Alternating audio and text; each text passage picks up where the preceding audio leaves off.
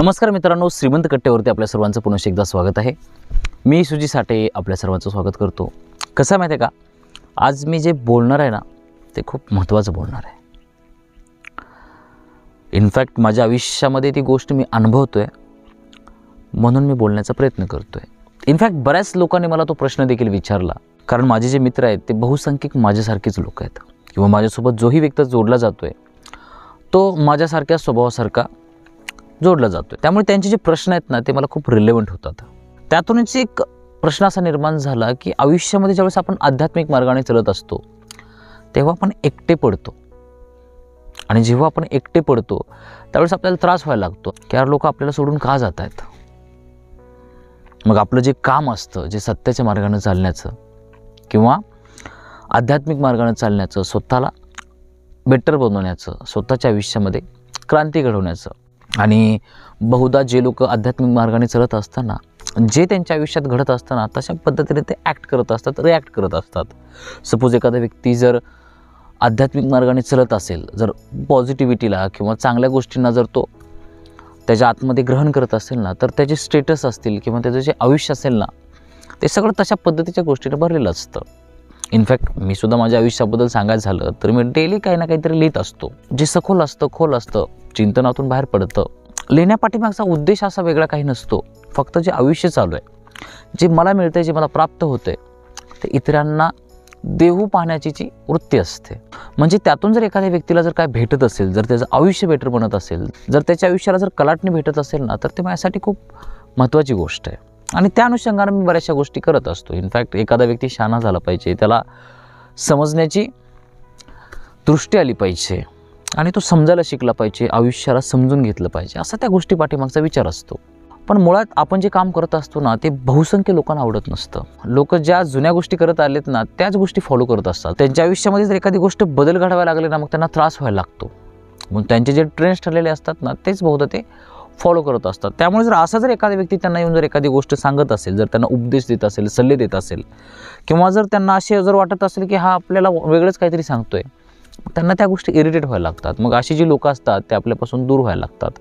आपलं त्यांचं भांडण नसतं, काय नसतं, तरीही ते आपल्याला एक वेगळ्या नजरेने बघायला लागतात, आपल्यापासून दूर व्हायला लागतात। आणि जशी जशी लोक आपल्यापासून दूर व्हायला लागतात ना आपल्यालाच मग प्रश्न पडायला लागतो, यार माझं काय चुकतंय का, मी कुठं चुकत तर नाही आहे ना, लोक माझ्यापासून का दूर चाललेत। आणि हा जो प्रश्न असतो ना तो सतत आपल्याला त्रास देत असतो की असं माझ्यासोबतच का होतोय, सगळे एकदम आयुष्य आनंदाने जगतायत आणि मी एवढं सत्याच्या मार्गाने चालून चांगलं राहून सुद्धा लोक मला का सोडून जात आहेत।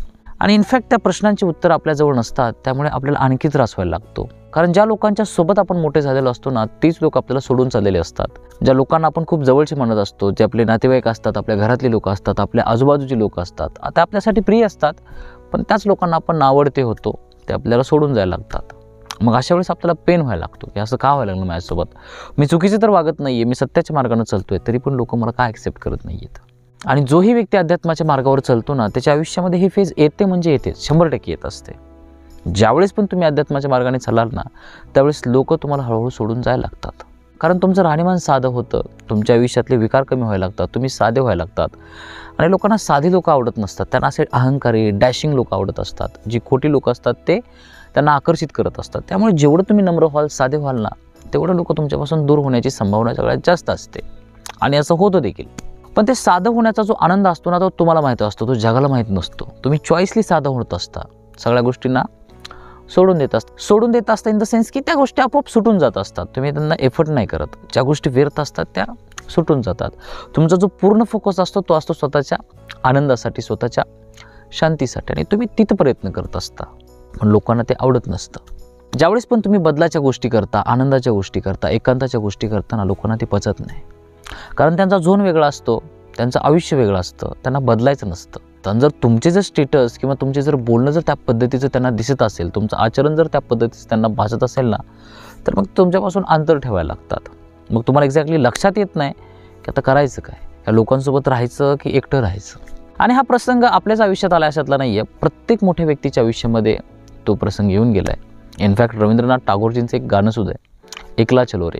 इनफॅक्ट माझ्या आयुष्यामध्ये ते गाणं मी बऱ्याचदा ऐकत असतो, कारण ते गाणं एक एनर्जी देतं, स्वतःजवळ घेऊन जातं, खूप भारी फील होतं त्या गाण्याने। म्हणजे तुला एकटं चालायचं, तुझ्यासोबत कोणी नाही येणार, आणि रस्ता जो असतो किंवा शिखर जे असतं ना ते एकट्यासाठी असतं, सिंहासन जे असतं ते एकट्यासाठी असतं. त्यामुळे तुम्हाला एकट्याला पळावं लागणार आहे, एकट्याला सगळ्या गोष्टी कराव्या लागणार आहेत. जर लोक सोडून जात असतील तर त्याला तुम्ही नाही काय करू शकत. आणि तुमचं जे काम आहे खरं बोलण्याचं, सत्य वागण्याचं, ते कदापि सोडायचं नसतं. कितीही त्रास झाला, कितीही लोक दूर गेली, कारण जर ह्या गोष्टींमुळे जर तुम्ही मागे हटलात ना तर तुम्ही मग परी नाही जाऊ शकत. इनफॅक्ट अध्यात्माच्या मार्गावर सगळ्यात मोठा प्रॉब्लेम हाच असतो की ज्यावेळेस पण तुम्ही चालायला लागता ना, बाकीचे सगळे हळूहळू तुमच्यापासून दूर व्हायला लागतात. मग तुमच्या आयुष्यामध्ये एक अस्वस्थता निर्माण होते की एवढं कुणी सांगितलं आपल्याला. त्यामुळे परत आपण त्याच लोकांमध्ये जातो, तसंच राहायला लागतो, आपली ग्रोथ नाही करून घेत. त्यामुळे 99.99% लोक जे आहेत ना ते आध्यात्मिक मार्गाने नाहीच चालत. कारण तिथं त्रास सहन करावा लागतो, त्यागाला सामोरं जावं लागतं आणि त्याग करण्याची ताकद आपल्यामध्ये नसते, म्हणून आपण त्या रस्त्याने चालू नाही शकत. पण जर तुम्हाला चालायचंच असेल, जर तुम्हाला तुमचं ध्येय गाठायचंच असेल ना, तर मग जे लोक सोडून जात आहेत ना त्यांचा कधी विचार करू नका. जर त्यांचा विचार करत बसलात ना तर तुम्ही कधीच नाहीत पोहोचणार जिथे तुम्हाला पोहोचायचं आहे. आणि ज्यांच्यासाठी तुम्ही थांबताय ना ते व्हॅल्युएबल नाही आहेत, ते आयुष्यभर अस्वस्थ राहणार आहेत, त्यांना भेटणार काहीच नाही आहे. पण जर तुम्ही एकदा पोहोचलात आणि तुम्ही शांत झालात, स्थिर झालात ना, तर तुमची शांती, तुमची स्थिरता त्यांच्या आयुष्यामध्ये एक आमूलाग्र बदल घडवून आणेल. आणि हे 100% होतं. पण पोहोचण्याच्या अगोदर तुम्हाला त्रास होणार हे 100%. त्यामुळे ह्या गोष्टींचा विचार करा. जर तुमच्या आयुष्यामध्ये जर हा प्रॉब्लेम असेल, जर तुमच्या आयुष्यातून लोक दूर जात असतील, जर तुम्हाला अवॉइड करत असतील, जर तुमचं कोणासोबत जमत नसेल, लोक तुमच्या जवळ येऊन जर तुमच्यापासून दूर राहत असतील, तर समजून जायचं की तुमचा रस्ता बरोबर आहे. माझ्या आयुष्यामध्ये ह्या गोष्टी मी डेली बेसिसवरती जगतोय, म्हणून मी बोलतोय. आणि सगळ्यात महत्त्वाची गोष्ट म्हणजे जे तुम्ही प्रकट करत असता, जे तुमचं लिखाण असेल, तुमचं बोलणं असेल, ते पर्सनली कुणाला नाही सांगायचं, पण समाज माध्यमांवरती तुम्ही व्यक्त होऊ शकता, तुम्हाला मोकळं करू शकता. कारण जोपर्यंत तुम्ही स्वतः मोकळे होत नाहीत ना, तोपर्यंत तुम्ही नवीन गोष्टी स्वीकारण्यासाठी, पुढे जाण्यासाठी सज्ज नाहीत होत. त्यामुळे जे थांबतील ते थांबतील, जे जातील ते जातील, त्यांचा जास्त विचार करू नका आणि स्वतःचा आयुष्य आनंदाने जगा. गर्दी आपल्याला सिक्युरिटी देते, सुरक्षा देते, पण आपल्याला स्वतःच्या जवळ नाही जाऊ देत. त्यामुळे ह्या ज्या गोष्टी असतात ना त्या समजून घेणं खूप महत्त्वाचं असतं. बऱ्याचशा लोकांना त्यांच्या आयुष्यामध्ये हा प्रॉब्लेम येतो की त्यांना सत्याच्या मार्गाने चालायचं असतं, पुढे जायचं असतं, पण ज्यावेळेस लोक दूर व्हायला लागतात ना मग ते घाबरतात आणि त्यांच्यात जाऊन जॉईन होतात. हे जाऊ दे, अधे सोडून विषय बघालेलं पुढच्या पुढं. आणि एकदा जर का आपल्या आयुष्यातला योग्य पिरियड निघून गेला ना, नंतर परत आपण इथून नसतो पोचू शकत. त्यामुळे ह्या गोष्टी लवकर समजून घेणं खूप महत्त्वाचं असतं. आणि शेवटी एकटे चला, एकटे राजे बना, एकटे फिरा. एकटं जेवढं आनंदी जगाल, एकटं जेवढं फिराल ना, तेवढं तुमच्या आयुष्यामध्ये खूप आनंद येणार आहे. म्हणजे लोक आली तरी ठीक, नाही आली तरी ठीक, तुमच्या आयुष्यामध्ये फरकच नाही पडत. आणि ज्यावेळेस तुम्ही असे बनाल ना, मग सगळे जरी तुम्हाला सोडून गेले ना, तुम्हाला फरक नाही पडत. आणि ते असते ॲक्च्युअलमध्ये मुक्तता, ते असते ॲक्च्युअलमध्ये फ्रीडम. त्या गोष्टीसाठी जगणं हे खूप महत्त्वाचं असतं. एवढं सांगू इच्छितो.